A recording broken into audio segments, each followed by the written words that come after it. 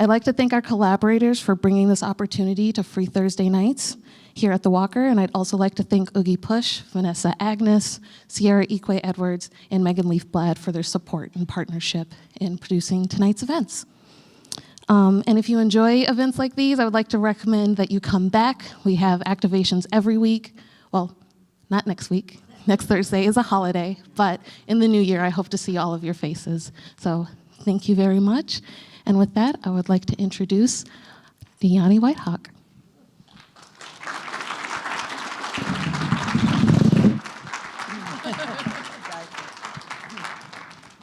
Ha matakiapi, wambli wiaka washdewi matiapie, washichumie, Dyani White Hawk. Good evening, friends and relatives. I'm really glad that you're here with us tonight. It's a program. I'm excited for all the programming that we're doing around the exhibition, but I'm excited to be able to gather my friends and relatives to help explain some of the collaborative works that are in the exhibition. And so I'm going to speak to a couple of the pieces real quickly and introduce why I wanted to do the panel. And then we're going to hear from Talon Bazille, who could not make it because he lives in South Dakota. It's an 8.5-hour drive, and you've seen what it's doing outside. It was worse in South Dakota, and he messaged us. He said, I've been awake since 3 a.m. monitoring the weather, and I don't think I could come. Everybody's telling me I can't go, so... But you'll get to see he made some amazing content for us to watch, which is so impressive because he did it since this morning. So as you're watching his pieces, just feel you can like be in awe of what he pulled together for us today. So this work is in the exhibition. Maybe just raise your hands real quick if you've been through it already and spent some time. Okay. Almost everybody. Sweet. All right. If you haven't been, you'll get to go down and experience it afterwards or tomorrow or any day until February 15th. We're off to the next piece now, which is fine. But the first work is a video piece, and it's titled Relative. And I made that piece in collaboration with Leya Hale, who is here with us tonight, and with Talon, who is here with us via video. And then this piece is titled I Am Your Relative, and my dear friend Tom Jones did the photography for that, so it started as a performance piece, and I can speak to that a little bit, but it started as a performance piece, and it was such a strong experience in its performance, but such a limited audience, and it happened 2 times, and my mom was like, that's way too important of a piece. You have to figure out how to make it live. And so I called Tom and was like, Tom, would you be willing to do some photography with me, for me, please? And Tom will share with you about his work, but he's a photography professor at UW-Madison and was on my MFA committee and is one of my dearest friends. So we traded. And he did the beautiful photography that you see here. And there's Leya. So Leya's in both of these works. I tap a lot of my friends and relatives to help me with any collaborative works that I'm making. So in the I Am Your Relative piece, they're all my friends and relatives. In the relative video collaboration, it's Talon and Leya, and very specifically that piece is reflecting Lakota philosophies and worldviews, and so I wanted to work with artists who I knew I didn't have to explain that to. I just needed to be able to say, these are the points we want to discuss, this is what we're trying to get to. I said it as easy as that, and they're both like, gotcha.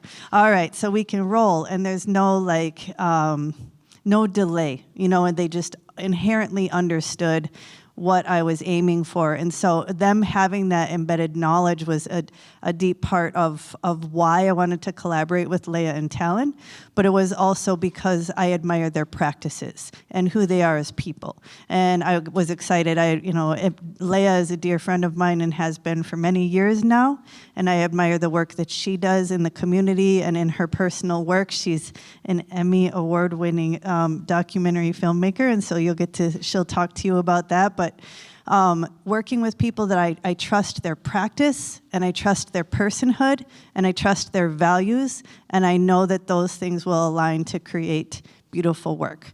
So I wanted to be able to have this collaborative panel to kind of talk about what it means to collaborate as an artist, what it means to collaborate with other Native artists to create these works, and give you a little bit of insight into that, because to me, that's a huge part of the story of any of the works. Like, as you travel through the exhibition, most of it in the beginning is all me working independently, and as it grows and moves into new forms, photography, video work, installation, all of those things, even the great big sculptures, all of those things happen in collaboration with other people.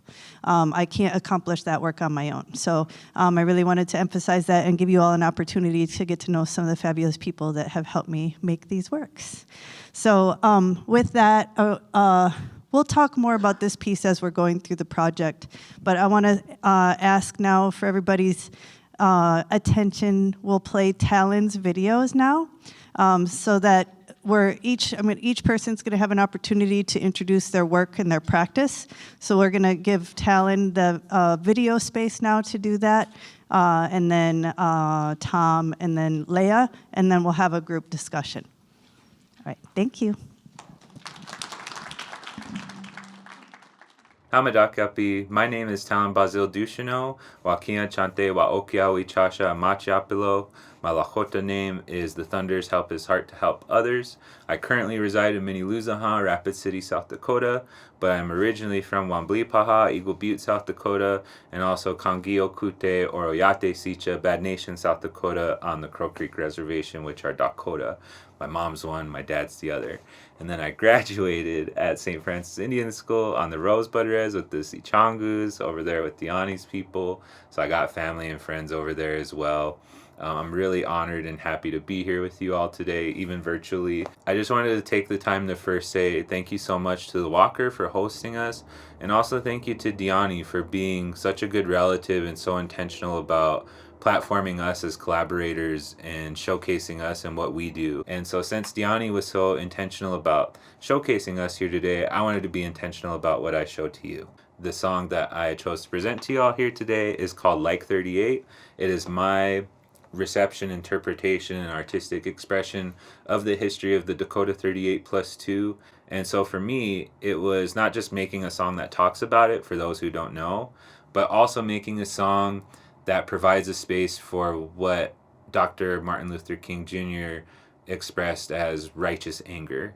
Being able to say that this isn't right, and also to see, as we as Lakota, Dakota people, Nakota people don't see time in the same way that other people do in this linear construct, that these cycles do repeat, and there are things to be aware of, because the more that we're aware of how the United States government and army starved us and forced our hand into some of these things and then punished us for it, the same is being done, whether it be through genocide overseas, next door, within, via all of those things that I could list and talk about now, which I'm sure all of you are thinking in your head. For those of you who don't listen to hip hop and rap, I invite you to read the lyrics on the screen, and whether you agree or disagree with me, I hope you enjoy it.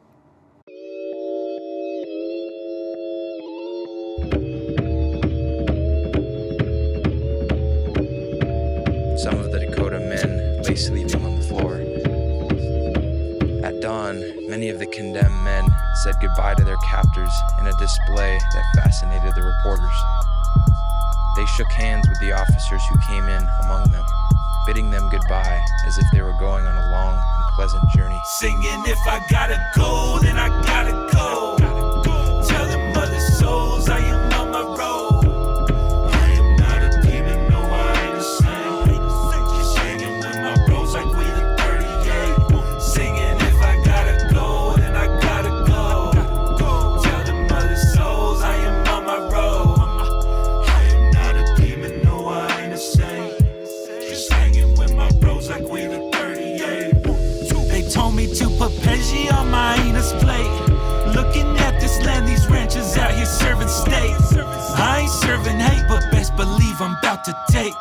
so I pray. Paint upon my face, Lincoln better know my name. Yeah, fuck Gabe. Yeah, under pressure, he said only 38.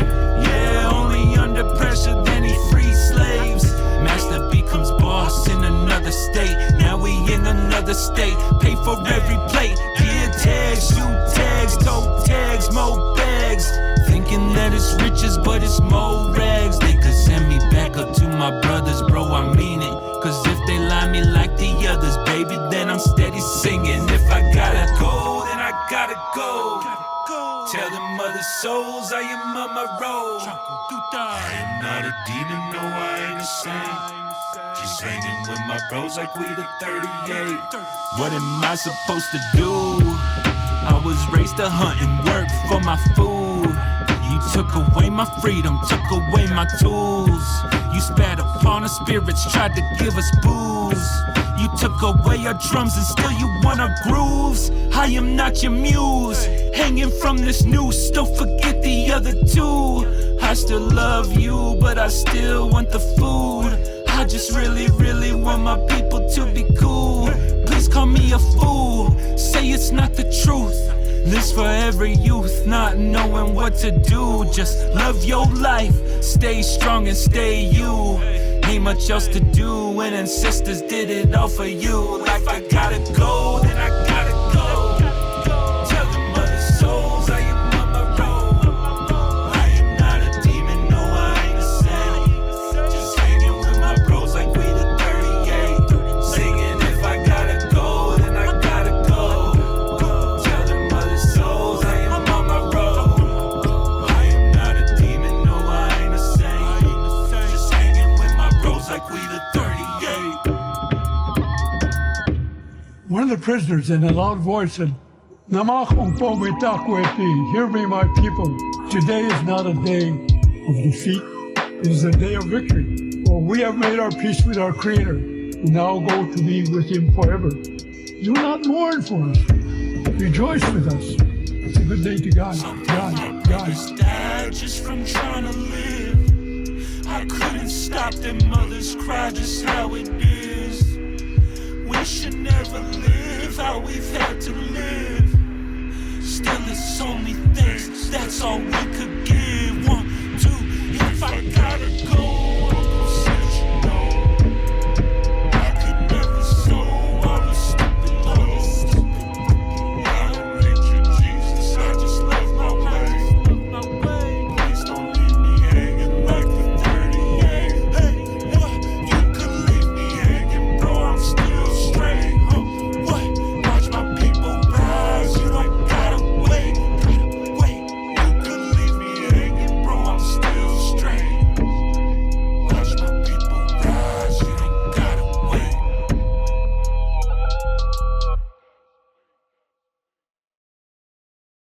Okay, Wopida for taking that in. It means a lot to get to play that song here. This next thing I'm going to share is just the work that I do now. At the Oglala Lakota Art Space, we have a program called the Wichakbi Oloa Music Program and Recording Studio that is done through First Peoples Fund, but also through our program partner Playing for Change Foundation. Here in Minneapolis as well, you have Tiana Spotted Thunder, who's doing amazing stuff here and has been very instrumental in the conceptualization and development of our program in her homelands here on the Oglala Res. So shout out to her as well. I'm going to play this video for you all just to kind of show you what we do and what we're about. Enjoy.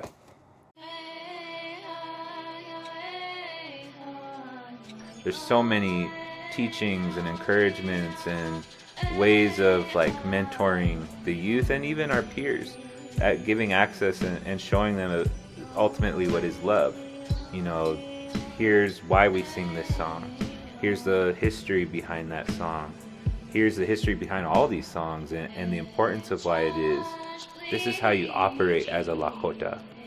Generosity, humility, also with that genuine messaging of, I care about you. Ain't nothing you could do to me. Losing so much people, pockets full, but I feel empty. Grew up with the ones. We've accomplished not just access to music, but access to professionals who will help you elevate that music and bringing together intergenerational artists who, you know, from old to young, access to each other. there's so many people not here who should be brothers, sisters, cousins, uncles, you name it. And a lot of youth and adults that come in here. It's a lot of death expression. And I don't think that's by accident. I don't think that's just by the fact that we have high suicide and death rates and all of that here. But moreover, I think it's because internally as Lakota, as Oceti, Shakoi, even just as Indigenous people, we're conscious of the deceased, and we know that we must honor them in what we do. We call ourselves Wichakpi because we believe that these artists who come in and out of here, whether they've released before or not, they're already stars. We're from the Star Nation, and we're just showing the community, hey, here's your stars. Drum Circle it's a revitalization of our Okawi Chashas, our singers, song keepers. There's a spirit that comes alive when you have the right mindset and the right heart around these drums. It's a spirit that comes alive, and that's where the healing is at. What we do is create opportunities for the youth to maybe find something within themselves they didn't know they had. This is what the world needs, to unify communities, to strengthen family within the musical essence of everything. The healing is there, and you just gotta know when to take hold of it, and just to know that dreams do come true, because I'm a living testimony of that. Chase those dreams out there.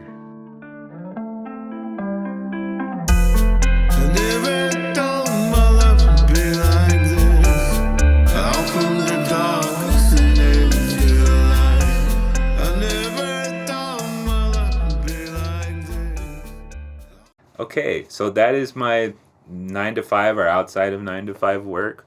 The last piece I want to share is how I met Dyani, and that is through this soundscape of creation story. Now, it is also a nice little story of, relative collaborative work. I'm very thankful to Keith Braveheart, who brought me onto the project. The project, basically, it's these 8 pieces that Keith originally did of Wakantanka, the different, I guess you could say, figures or elements or entities or beings within Wakantanka, which is the all, and 8 artists who he had brought on who were Oceti, one of them being Dyani, to respond to each of those. So my response to Keith's piece was to create 8 of those soundscapes that responds to 8 of the entities, also to the pieces that the other artists were making, like Dyani, symbolizing them through sound, and then creating it to where once played together in the space, when you hear them all playing, you can go to each of them individually and hear how they differ, but then when walking through the space as a whole, you would see the unresolved harmony, which is unresolved because creation is unresolved. And as I was hearing more of the creation stories, even in my own lifetime, just understanding that things are perfectly imperfect, that nothing is, simply pleasant, that a lot of things can be scary, that they can involve mistakes. So that was my first step into kind of this type of sound design, and my meeting of Dyani, and what led us into our collaboration, which I'm so excited to talk about. But again, thank you all so much for having me virtually. Thank you to Dyani for giving me the space to just showcase myself and tell you all who I am. And yeah, looking forward to the rest of the conversation.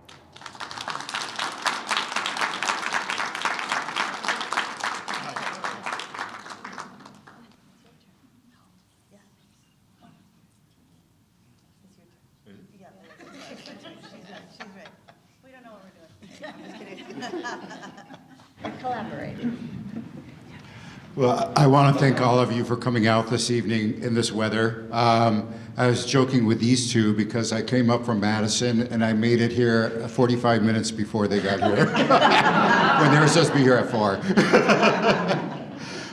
So my name is Tom Jones. Excuse me. I was so engrossed in that, I was like, oh shit, I have to go up there. But yeah, I met Dyani. She was actually my first Native grad student when I came to UW-Madison. And it was just, we've remained dear friends and colleagues, and I tried to sneak her back there. She came to work for a semester, I think. But we're always our beading buddies. We're constantly on the phone, FaceTiming. Do you need these beads? Do you need these beads? It's wonderful. But the other tie that I have actually with her people is this one actually represents it the most. Is when I was about 7 or 8 years old. I was living here in Minneapolis for 2nd and 3rd grade, and my mother had met a Sioux medicine man out at Rosebud, and we were in this, she went out there to get healing, and we were in this small room, and they had turned off all the lights, and the women started singing, and they asked for the spirits to come in. And so all of a sudden, all these white orbs were floating around the room. And of course, at that age, I was just like, what the hell? How are they doing this? And I was like, well, if it was a flashlight, I'd see the person, but they were actually spirits that came into that space. And so when I started this work, that's what it's in reference to that. And it's called Strong Unrelenting Spirits, which my mother helped me with that title. We went to go see Tanya Tagak, throat singer, and my mother afterwards had said that phrase, and I was trying to find a title for this series, and I was just like, that is perfect.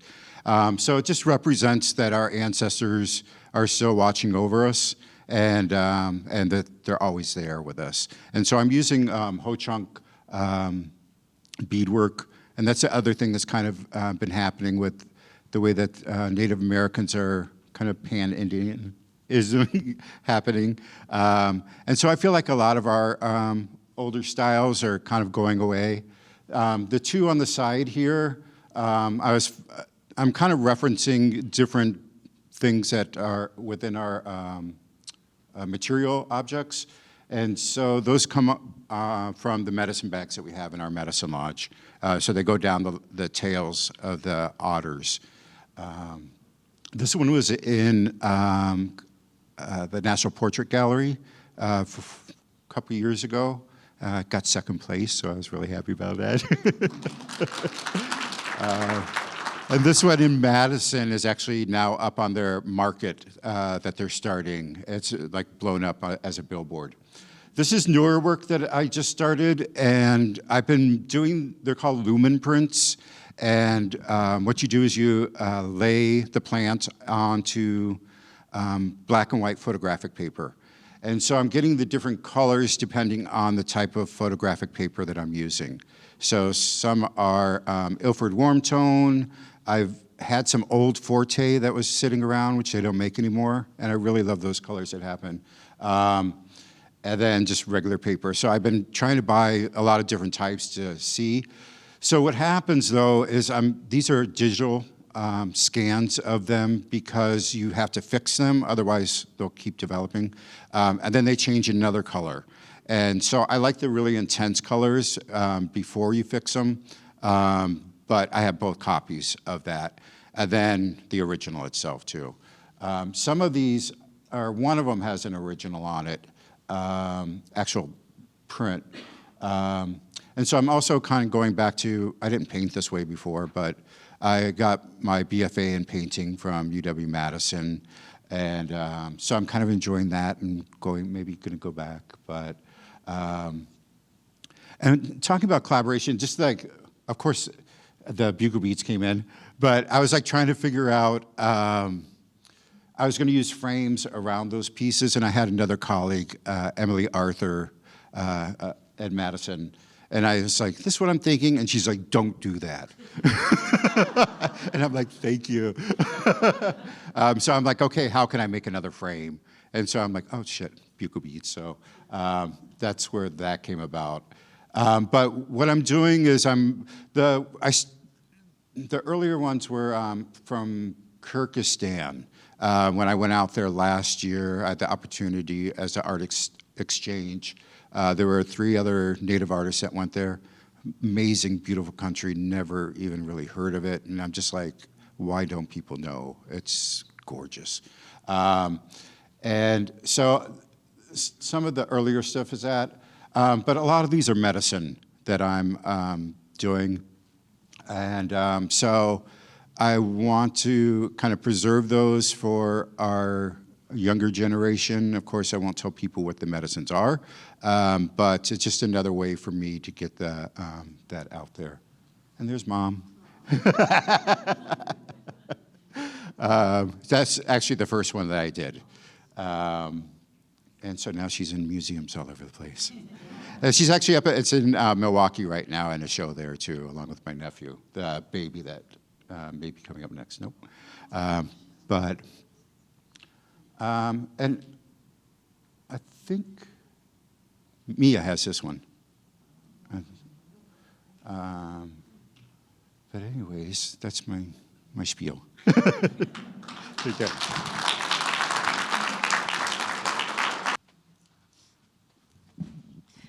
I'm so excited by everything these guys just shared. But now you get a little window into why I've wanted to work with them, why they're my friends. And so we don't have a super structured format for this portion of it, but we just wanted to be able to have an opportunity to talk about collaboration, to talk about these projects, to talk about the greater topic at large. I could start with maybe each of the projects and just as a starting place, and then we discussed a little bit about some things that we might want to cover in advance, but you guys can chime in and direct it in any given direction as well. So first I'll start with I Am Your Relative, which is, so they're both in it. they're both a part of it. I Am Your Relative is the photo installation with the 6 women. And it started because I was asked to do a presentation at the Global Rights for Women, is a nonprofit organization here in the Twin Cities. And they do exactly what their title sounds like. They advocate for women's rights globally. And they called me one year and were like, we want you to come present at our annual fundraiser. And I was like, okay. I'm an artist. I definitely advocate for Native women's rights and for just Indigenous issues and Native people through my work, but not in the way that you all do your work, which is very direct support for women globally and you know, on the ground kind of advocacy and work. And so I said no. And I told them there's a lot of people in the Twin Cities that do this work really directly, and I think you should call them. And so, but then they called back and they emailed back and they kept asking and I kept saying no. And then finally, the last conversation that we had, he was like, look, Dyani, we've thought about this. We know why we want you to come. We just really hope that you'll consider coming and speaking. And I finally just like, after a while, just like gave in. I was like, oh, fine. And then they were like, you've got 7 minutes to talk.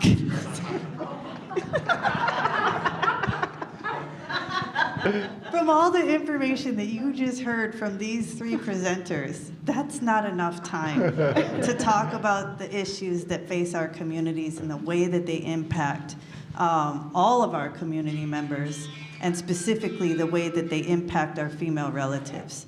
Like the violence, the statistics, if you take some time to look up those statistics on your own, just Google the epidemics of violence against Native women, Google some history on murdered and missing Indigenous women and relatives, you'll see how profoundly disproportionate violence is inflicted upon our community members and upon our female relatives. And 7 minutes is not enough to cover that.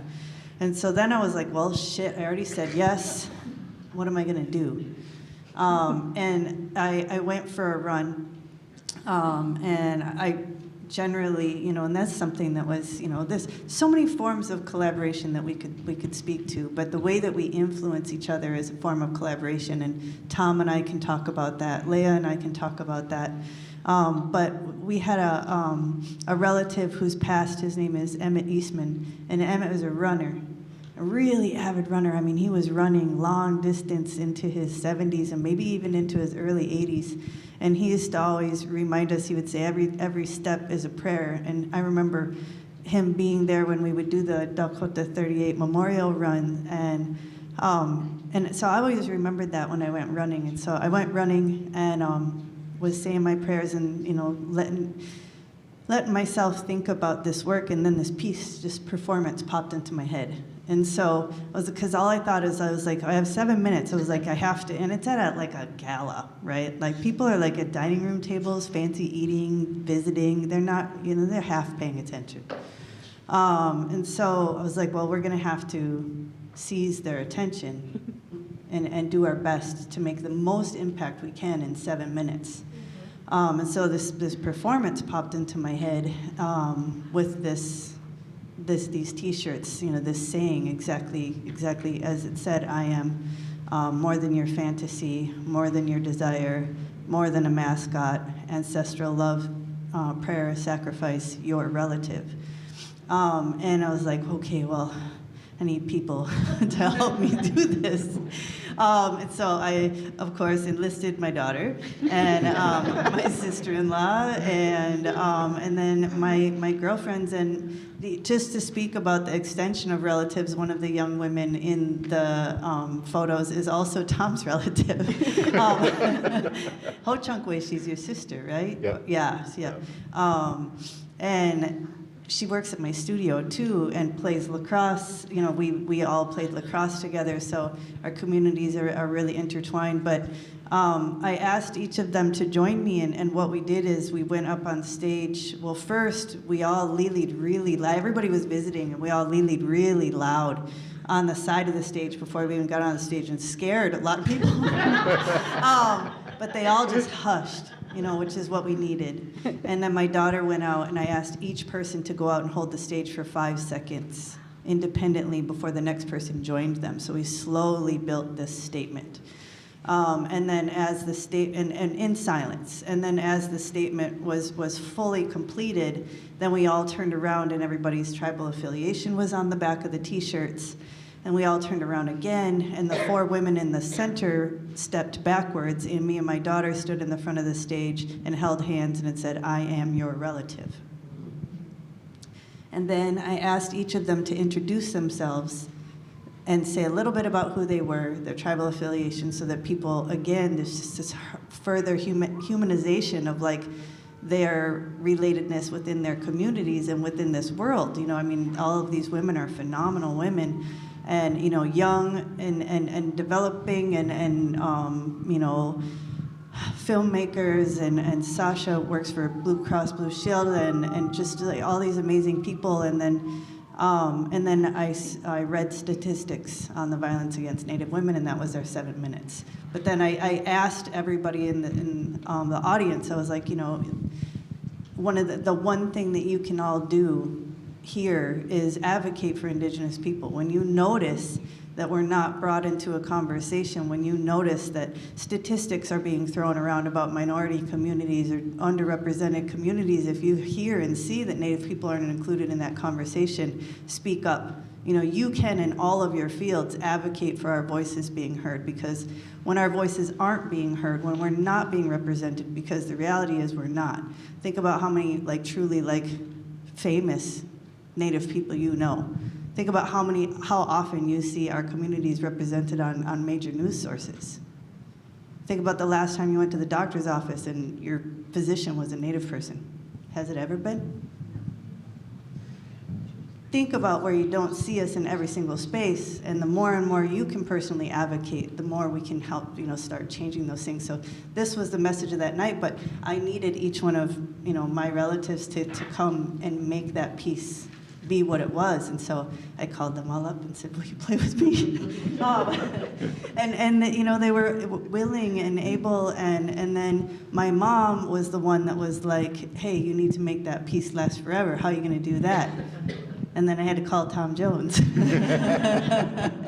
who's a phenomenal photographer, as you saw, and who I knew would be a comfortable person to work with. And that's one of the other reasons that I work with Native collaborators too, because the language piece that's downstairs, I did all those videos with Rizal Benali, who's also Lakota and Diné videographer and filmmaker, and I knew that each of the sitters, each of the speakers, would feel really comfortable working with somebody that they're familiar with. You know, we wouldn't have this kind of cultural barriers in how we address one another or how we are socially with one another. And so I knew all of the sitters would also be comfortable working with Tom, that there wouldn't be any uncomfortability about posing for you, because we'd all just be probably laughing and joking and having fun. But I also knew the photos would be phenomenal. So I'll maybe stop there with that one, and then invite either of you to respond about your thoughts on that piece or any other direction you might want to go. I'll go. Okay, I have to speak up because they said Chippewa and Lakota when they're introducing this land. It is also Ho-Chunk. So even when we come into the Twin Cities, or when we're leaving, my mother always pours tobacco at the river there near Hudson, because there's a spirit that blessed someone there. So, and we'd also come up here for our, we call it Blue Earth, this area in Ho-Chunk. And we use that in our medicine lodge ceremonies. But anyway, so give my choose. Oh, I'm glad you said it. I was waiting for you to say it. Should I out you also? Out me? Yeah. What'd I do? We found out that Dyani. Oh, no, but that's not for sure. Okay.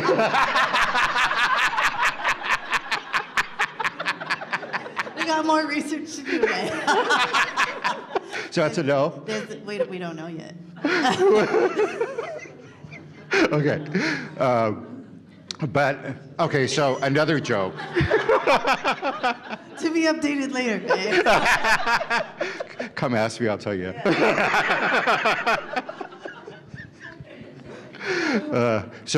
Well, I'll give a little bit of it. I'm always teasing her because the Sioux from our stories, we say that they came from the Ho-Chunk. You know, and you hear that it's Siouan speaking language, and I always say, no, it's Ho-Chunkian. But anyway, so another backstory is when she did her dresses, all those lithograph prints, they weren't out yet. I mean, she had shared pictures, and I said, I want one of those. And she was like, sorry, they're all sold. And I said, girl, I know that you have an artist proof, so give me one. So it's like, because I knew I can't afford her regular work anymore. So, and she's like, no, I'm sorry, I don't have it. Well, then she gives me a call to ask me to work on this. She's like, well, I'll give you a print. We traded. That's the trade. I said, okay. But and I broke up a suite just for you. But yeah, you know, I would do anything for Dyani. And so I really don't see it as collaboration myself. Intellectually, you know, it's her work, and she asked me to do it. And so I came up and got it done. And printed it all for me. Yeah.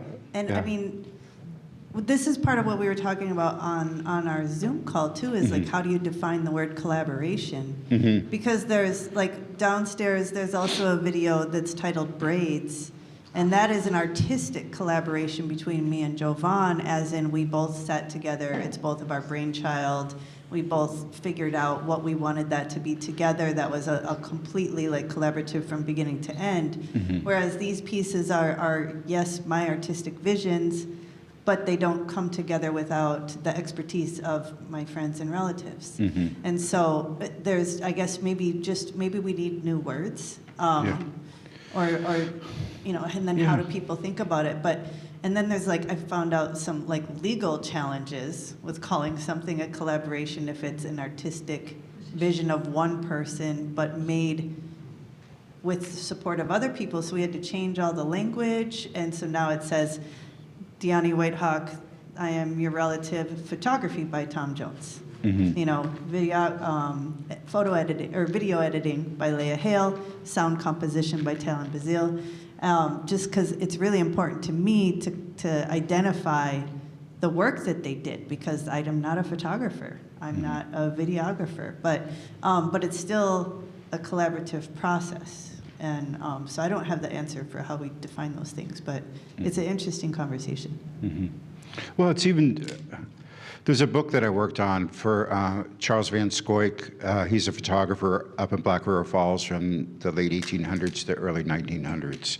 And the way I wanted to come about that was just the way that Native people work together. And we do it as a community. And so we did it like in a year or a year and a half. We actually got that book completed. And it was because I went out and I said, can you help me with this? Can you help me with that? Can you do that portion? And that's just how we are as Native people when we come together. It's always working as a community, you know, and we're all thinking for the betterment of us all, and it's not just one person. And so I think it's just, that's the way I come at, you know, this. See, I'm trying to think about my work on Relative. I would say it took about 6 months, you know, like the whole process. And I'm kind of thinking of some of the challenges, because I know one of my favorite parts about it was just kind of having the freedom to pick and choose all of the images, and then I would kind of string them on a timeline. Like, say, for instance, all of the cosmic images, I would string all of those, and then I would export that into a video and then send it to Dyani, and then she would watch it and kind of just tell me like the flow of it, or maybe even the color scheme, or maybe something's looking too artificial, or this was, I feel like I wasn't, no AI or anything was involved in these images, but you know, just, it was awesome just kind of having that freedom to just choose as I please when it comes to different topics and different topics, and just kind of playing with color scheme and those types of things.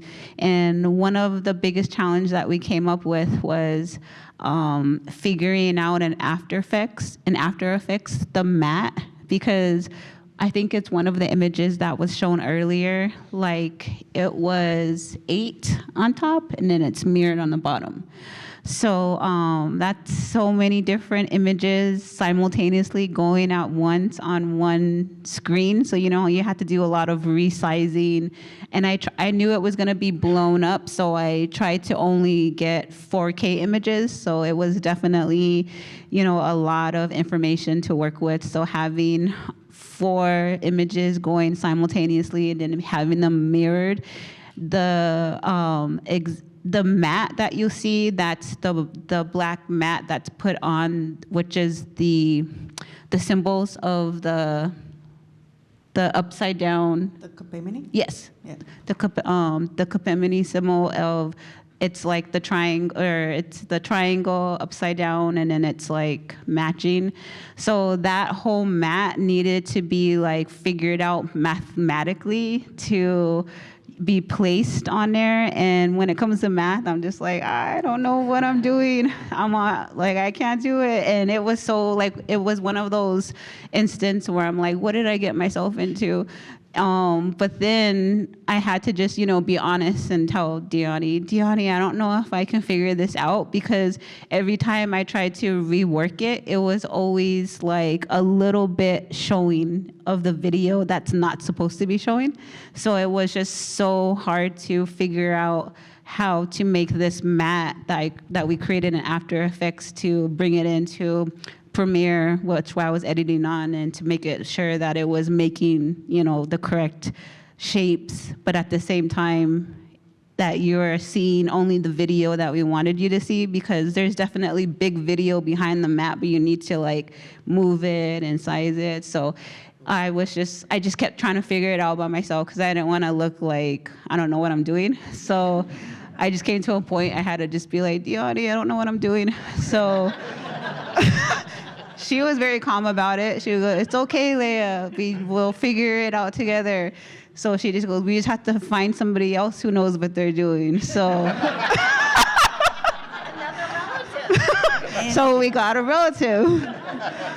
So we actually asked Rizal, who also was a collaborator of Dyani's on previous works, and she, you know, just already had formulaic in her mind, like, oh, you have to divide it by this number and this number, and she got it really close, like where it was dead on, but there was still like little minuscule little like imperfections, and it had to be exact because when we were working with the museum installators, and they just kept, you know, emailing back, it's not coming out right, you know, when it's projected, because then you got to take in consideration that it's getting blown up even more, so then you can see the little small imperfections. So I was like, oh my God, and then I had to just say like, well, how do I do it? And then Rizal goes, you just got to use the magnifying glass and zoom in, you know, the tool in Premiere, and you just got to do it manually. So I was like, oh my God. So, you know, it was a very tedious work going through, was it 8 minutes? It's a little over 6 minutes. Okay. Yeah. So, and then I believe every image is on for, I would say, 4 seconds, it might be.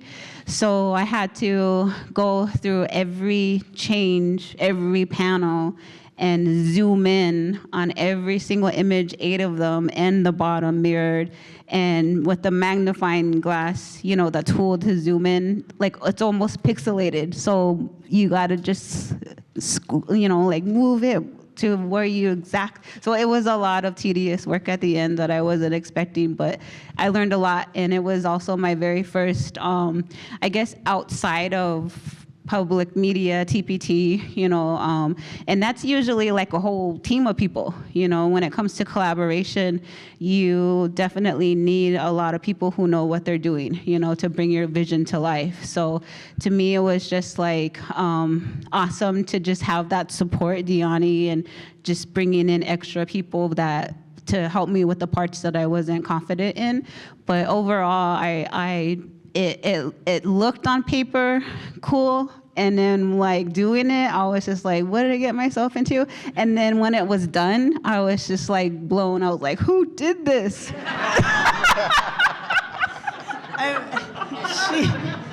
She came to the exhibition. You saw pictures of her and her family standing in front of the work. She came into the exhibition and she was standing there just in awe, taking it in. And then she looked, I like walked up to her and she goes, this all came out of your brain?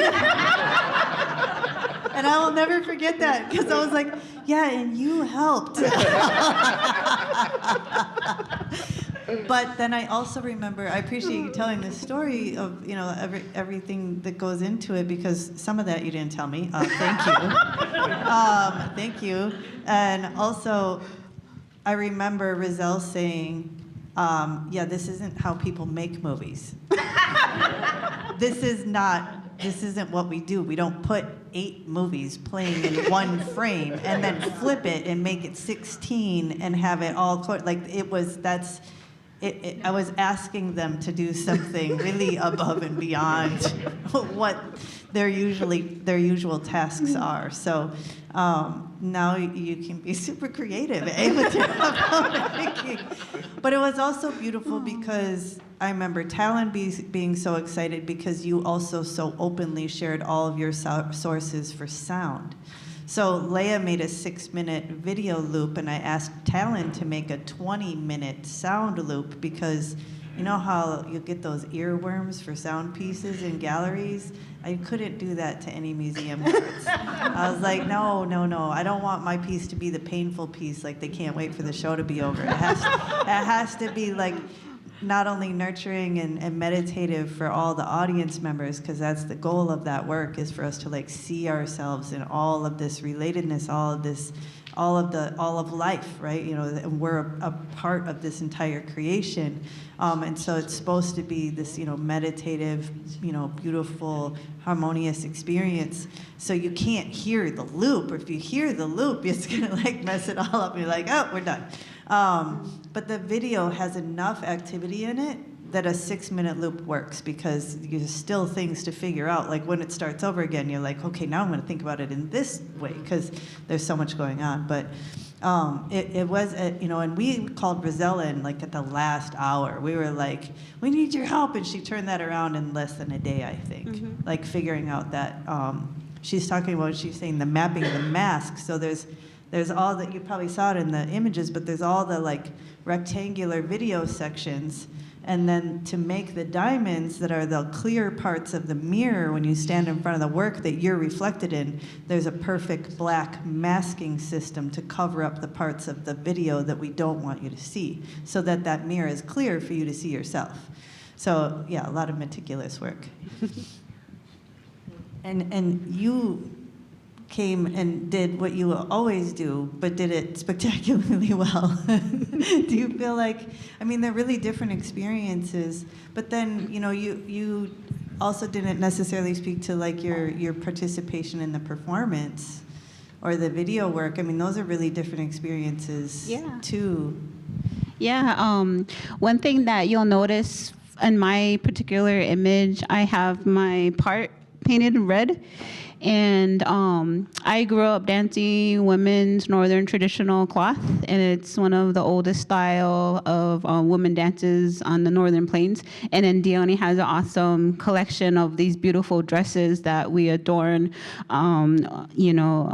shells, either dentalium shells, which are really fragile and that are found on different coasts of the by the ocean, and they were used for trading goods long ago during the trading system.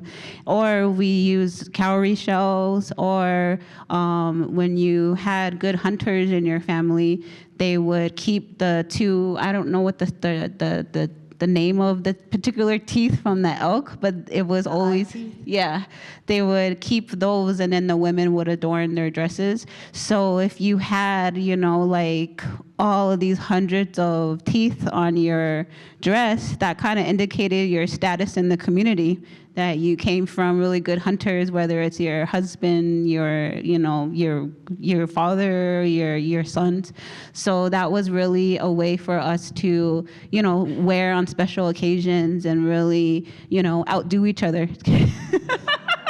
So I grew up dancing that style, and what we like to do is, or what we were told when we grow up, they would paint our part red.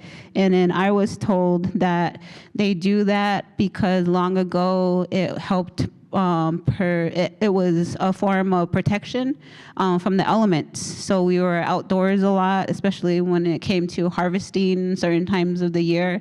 And the women would paint their parts to help, sunburn, and to help just keep, that part, because that was always, the center that they wore their hair a lot. And then there's this spiritual element that comes with it as well in regards to protecting ourselves when it comes to being out in the world. You never know what could happen. You never know what exchanges you can have, especially in this day of age. So there's a lot of meaning that comes with the things that we do and how we adorn ourselves. So I chose to paint my part red because I really wanted to help symbolize that we need to protect ourselves as women. We could definitely do all of the awareness, we could do all of the, when it comes to just bringing overall awareness to the issue of MMIW, but what it really comes down to is how do we protect ourselves as individual women within our families. So I really wore that as a symbolic, imagery to remind all of our women in the community that when it comes to you need to protect yourself first, before you can take care of other people. And it always comes within when it comes to this epidemic. It starts with us first. It starts in our homes. It starts with how we treat each other, that mother-daughter relationship. And how we treat and honor our elderly women. And we need to always remind ourselves that that's the most important thing how we could address and be good relatives to one another is just that simple concept of mitakuye owasi. We are all related, and if we always remember that and learn to protect ourselves spiritually especially, then we're able to make an impact when it comes to just decreasing a lot of these statistics out there when it comes to just the violence against Native women.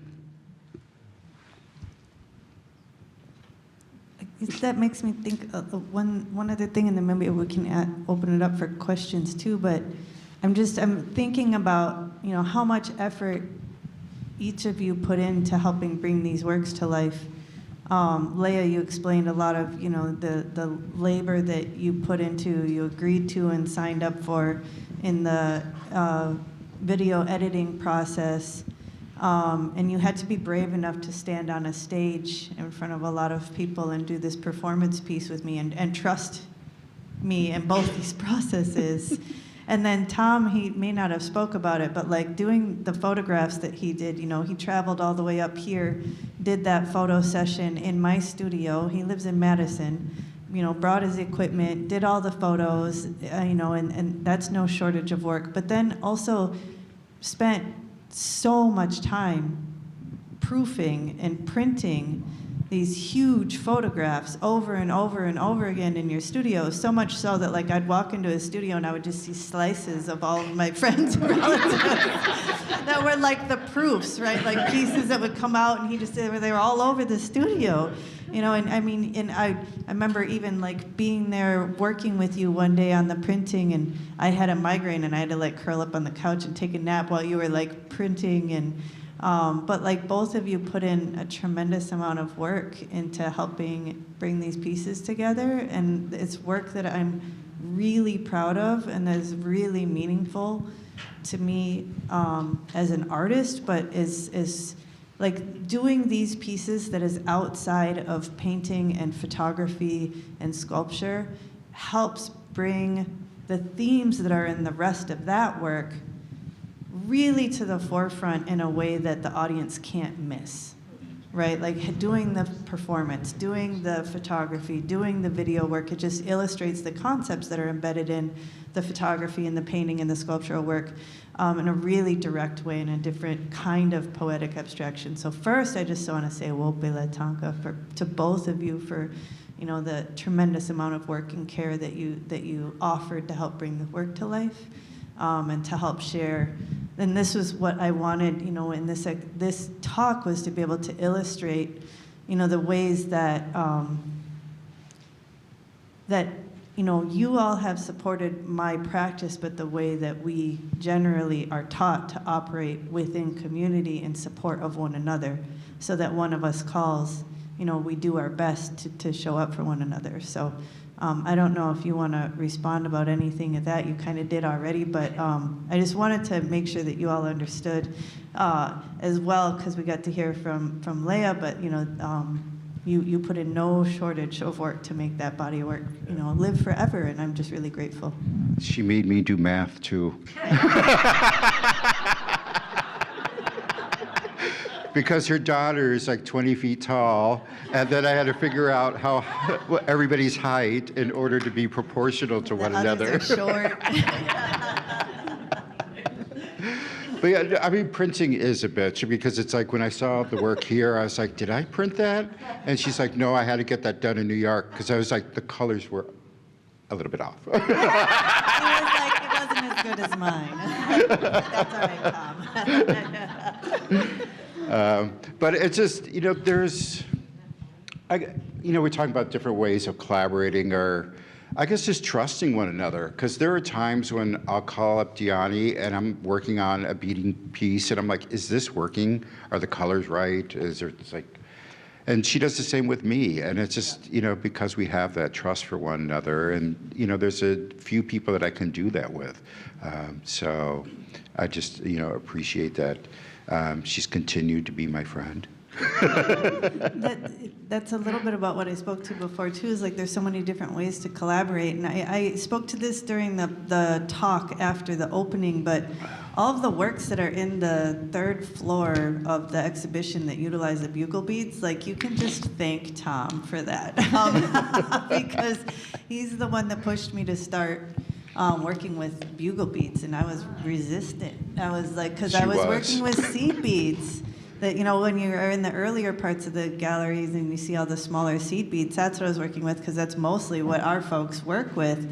And I was doing lane stitch beadwork, but then I was painting in a way that mimicked both lane stitch beadwork and porcupine quill work, and then I was laboring, or I was like complaining about how hard it was and how long it took, and Tom was like, well, why don't you just try bugle beads? And I was like, we don't use bugle beads. Well, she was panicking because she was had to do the piece for the walk, or for the Whitney. She's like, Tom, how am I going to do this? They want it to be like 20 feet long and this high. This was before this. Oh, was it? You had me start doing bugle beads well before the Whitney piece. So I was already using them by the time I got to the Whitney, but that because there's all those pieces, like all the colors and the black and gold and all those ones where we started bringing in, and then the smaller ones. So I think it might have been for Reno show with our friend Paul Baker Prindle. Yes. Might have been when you started pushing that. But it was, and so I really resisted it, and he was like, well, it looks like your line work, and it's and I was like, oh yeah, okay. So I finally started playing with them, and then you've got everything. Now then the Whitney piece and everything else that's kind of, and the visiting sculptures and all of that has like evolved from bringing in the bugle bead, but it took that push from you to encourage me to try that new bead, which then once I tried it, I was like, oh, well, it looks like the paintings, and the paintings reference the quill work, and the quill work, the beads reference the quill work, and it all is just kind of like this cyclical relationship. But I appreciate that about, our friendship and different forms of collaboration is, artist to artist, how are you thinking about this? How are you thinking about that? And now me and Leya might, continue in other forms of artistic play too. Mm-hmm. But I also like the fact that, you're, as a documentary filmmaker, like the museum visual arts world, our worlds don't always collide either. So I appreciate that and the expertise that you brought into that, because you're like, editing? Oh, I got that down. So, should we open to questions, or do you guys want anything else you want to say? Well, I just have one question, though, because I love the fact that she collaborated with her studio assistants in the totems. And she was telling me about that early on. She's like, I'm thinking of this idea. I'm just going to let them do whatever they want and design whatever they want, and then I'm going to put this together. And I was just like, it turned out so beautifully. So that was hard because I never let up that much control before. But I wanted to play with this idea of a crazy quilt. Well, there was a few different threads of inspiration, but that being one of them is like, for years I had thought it would be so fun to play with this idea of a crazy quilt where you're working with fabric scraps. So you're working with whatever you have available, the leftovers, and then you create a new composition with what's there. And so I told them, all the folks in the studio, this is the idea I want to work with, and so here's the measurements, here's what I'm thinking about, here's the kind of loose parameters, go to the bead library and have at it. And then I'm going to work with what's available there. And it was, at first, really hard, and I thought it would fail. Mm-hmm. Like, they did a ton of beadwork, and then I thought, I was like, yeah, I'm going to have so much fun building these compositions. And for the first 3 weeks, I suffered, and I sweared a lot, and I was like, whose bright idea was this? It's never going to work. This is going to fail. I don't know how to make all this disparate information come together, because you look at the rest of my work, it's all very organized and very clean and very, and I was just like, this is so much. But I finally figured out how to balance it in the way that I would my own compositions that I'm using from start to finish. But I think the there's a lot of beautiful stories within that work, but one of the most exciting things for me has been that watching the journey of the studio assistants. So many of them, because they had been working with me and just doing what I asked them to do, then when I was like, you think of the idea and beat it, and they were quite a number of them were like, oh, no, I don't have ideas. That's not what I like. I can do what you asked me to, but I can't do that. And I was like, I think you can. Just start with simple. Like, just give me colors, just give me stripes, I need basics as much as I need designs, you know? And I was like, and I think once you're beading, you might think of something, and then you could try it on the next strip. And then, we need a lot of strips, so just have at it and see what comes out of it. And now, like, if I could show you, like, the first strips that they beaded versus what they're beading now, it's ridiculous. Their styles have developed so phenomenally that I can travel and be gone for like a week. Down the road, it would be, very important to know what tribe they came from. We're thousands of strips behind that suggestion. But we could do a lot of it, though. We might not be able to get everyone now, but we could probably backtrack a lot of it. But I know a lot of them. I know most of them. Like, I can walk up to each one and tell you who did what. And there's going to be, at some point, we're going to have a moment where they are coming in and speaking to their work, too. And so that's been a beautiful thing, too, is just been able to, like, give them opportunities to be platformed as well, because those big, huge works, again, even though they're my artistic visions, they don't exist without the crew.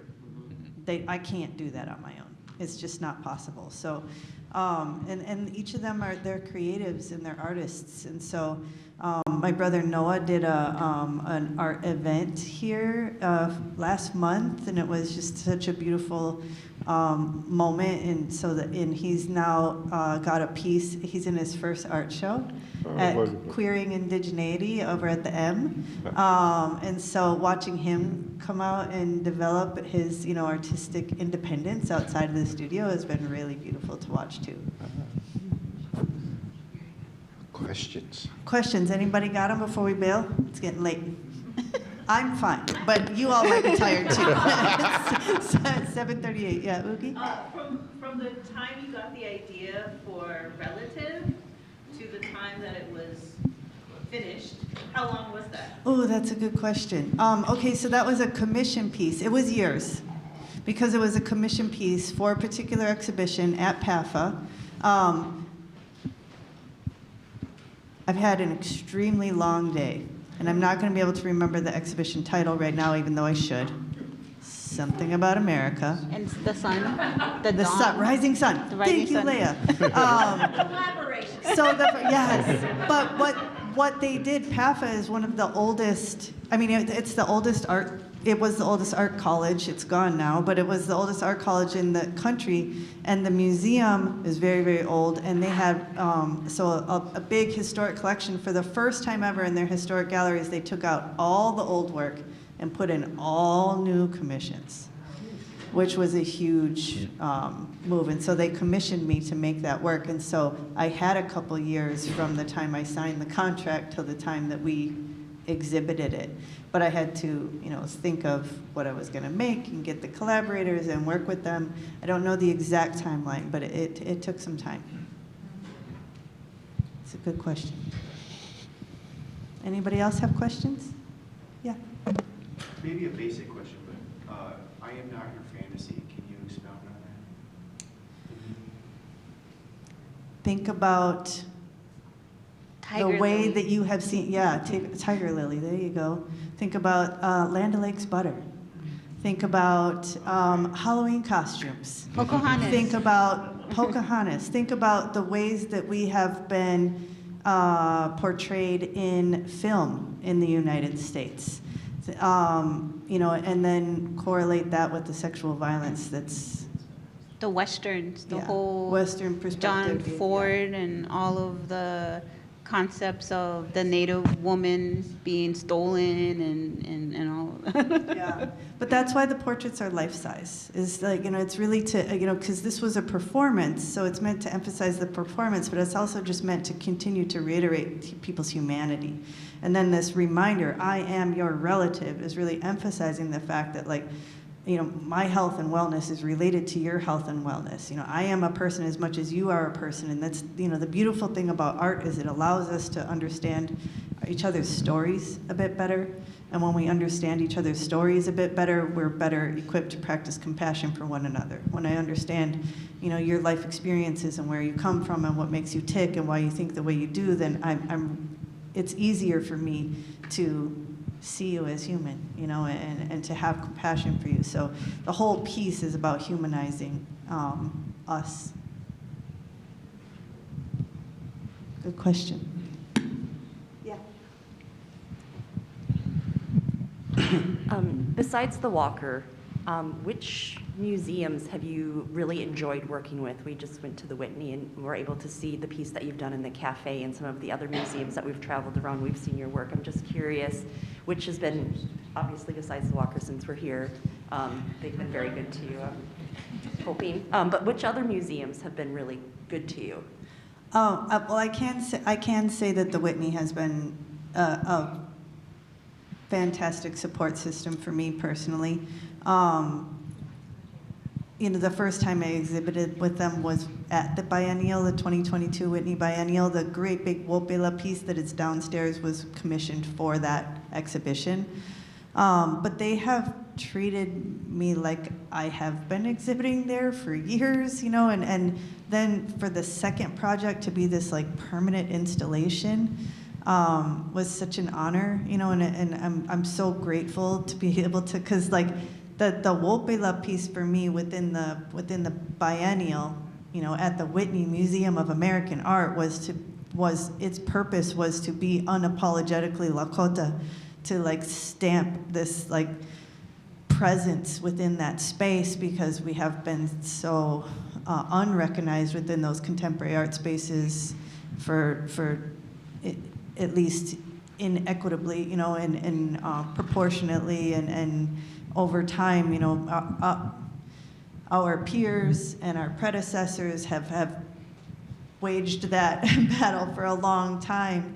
And so it's not, now it's shifting, but it's still, that shift is still really new. And so to put that piece there, to have it grounded so strongly in indigenous modes of making and Lakota symbolism and worldviews and teachings was very intentional. But then to have that, to like have the second action be this invitation to do that permanently in the space was like, holy shit, okay. And I'm so grateful that they extended me that invitation, because that could have gone out to thousands and thousands and thousands of phenomenal artists. And so they have treated me really well. Like any institution, there's challenges. That's another talk. I'll just shut up. But they have been, particularly supportive. Denver Art Museum has been particularly supportive. Denver Art Museum's been doing the work for decades, though. They have been supporting Native artists for a very long time, 100 years. Something like that. Like they are in it, in it thick. I feel like I could give a pretty good list of folks, but I'll just leave it at those couple for now. It's a good question though. MCA Denver was wonderful too. Kemper Art Museum's been good. What about you? Got any museums you particularly feel have supported you really well? Well, I think for Native art is, oh God, what the hell? It's that one in Kansas. Idledork? No, the Kansas City. Kemper? Nerman. Yeah. So I was just amazed that they were actually integrating Native art with other contemporary art. But then I got upset because then they separated it and they put all the Native work into the hallways of the school. I was just like, they do have some native work mixed in still, but that was one I was really impressed with, because everything that was there was so contemporary. Because you go to all these museums, and it's just, while I was growing up, it was Dyne and Rauschenberg, and it's like everybody had their one thing. And walking into that museum, it was just like, who are all these wonderful artists, And I just wish that more museums did that, where it's just like we don't have to have our checklist of who we have. Yeah. Diné. It's actually a community college, but they had some wonderful patrons that put a lot of work in there. They actually gave the Bruce money just to go out and buy work of contemporary artists. It was wonderful. Huge catalog of their collection that came out a couple years ago. They have an extensive collection. Nerman Museum, yeah. And there is there's this small, we could probably sit up here and make the list of there are museums that have been doing the work for a while that have been the go-to places that you could work with. And it's been opening up recently, but there are core places that have been collecting and supporting Native artists for some time now, and the Nerman has been one of those. Idle Jorg in Indianapolis has been one of those. But yeah, can move on. Does anybody else have any other questions before we wrap? Hi, thank you all. This is really cool to hear you all speak and just about the project. I'm curious to hear from you, whoever feels inclined, or all of you, whether reflecting on this work that you did together or another collaboration that you were part of, what would you say feels the most or has felt the most energizing aspect or component of the collaborative process? What gets you going about it? What makes you excited to walk into that room? What keeps you in that room during the hard times when you're like, oh my God, I've been here forever? What would you say feels most energizing about working with people on a project?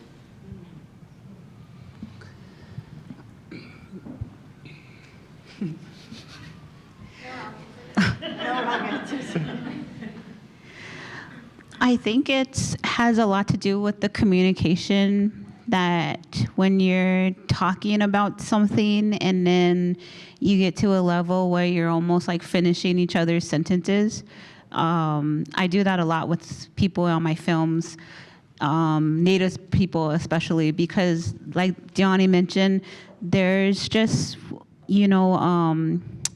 this it doesn't even need to be communicated verbally. There's just this familiarness you have with people that have the same lived experience as you. And sometimes you're just almost read each other's minds, And I think when you're on that level, it's just really exciting, and there's just this extra energy that you feel. And I felt that definitely with Talon and Dyani on our Zoom chats. We were just, but it's just that familiarness that when you don't always have to talk about the piece, you're talking about, you're kidding around and you're sharing with each other something that happened with our kids that day, or it's just having that human connectiveness and knowing that we have all these other things that we're doing, but then when we come together for that moment to talk about the art that we're creating together, it's just, I don't know how to describe it, but it's just really energizing. When you just kind of, oh, I know what you're talking about, or I can see it, I can see the color, or, when you're just describing something, or this film, or this piece, and then because, when you're with people that you're so familiar with, it just goes faster. And it's just doesn't feel like work, It feels like friendship, like family, and I just think that so many people probably do experience that, just with people they know and collaborators. It's just kind of indescribable. It's just this feeling that you get when you're just I get you and I understand what you're trying to say.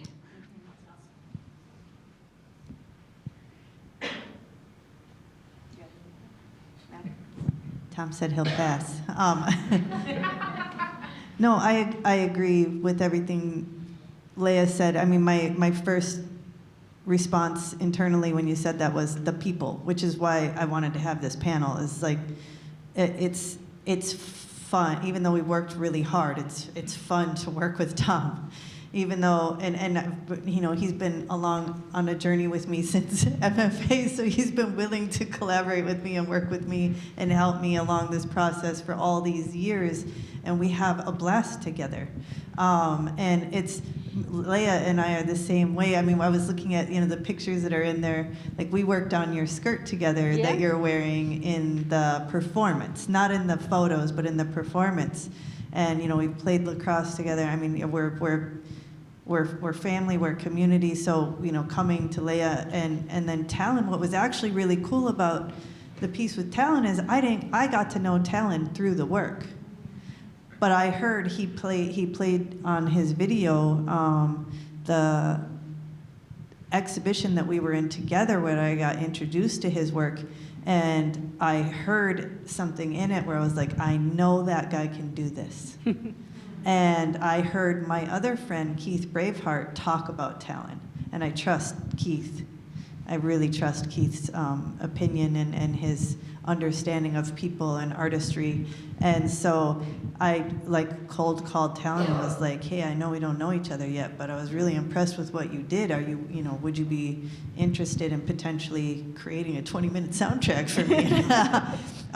And he was really excited. But the thing about that for me too was it's really important, and this was exciting for me and energizing for me, just like when I spoke to how exciting it is to watch like my studio crew develop their own skill sets. Like, and I get really excited when, this sounds crazy, but I get really excited when they leave. Not